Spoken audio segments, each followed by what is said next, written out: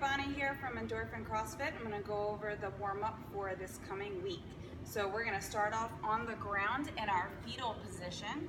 So come down. This is a great shoulder stretch. You're going to be on your side, clapping your hands on top of one another, straight arms here.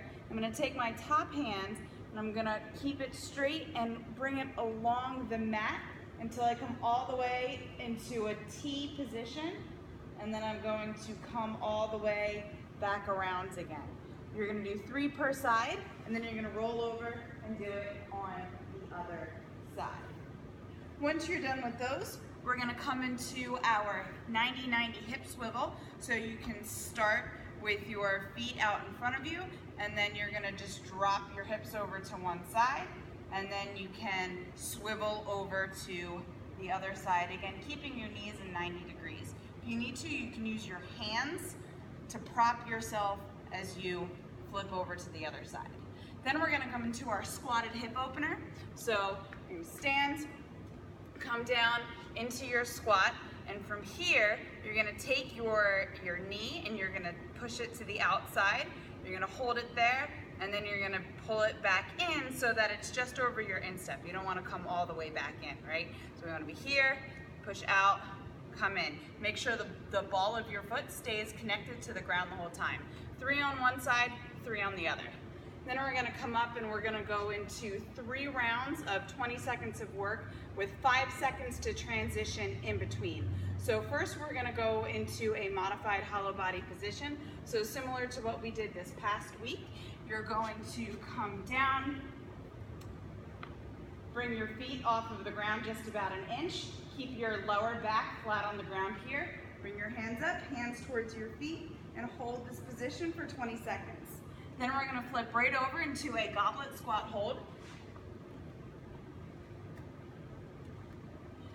Grab whatever weighted implement you need. I've just got a wall ball here, so I'm going to hold this out in front of me, and I'm going to come down into my goblet squat.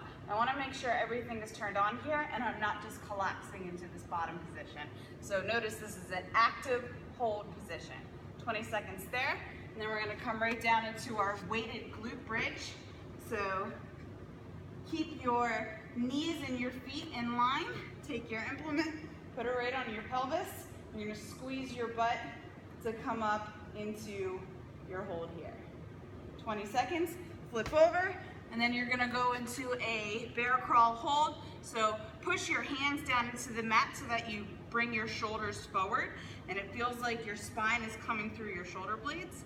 Curl your toes under, pick your knees right up off the ground. Keep your head in a neutral position. You shouldn't be looking down at your feet or looking up at the sky. So 20 seconds there.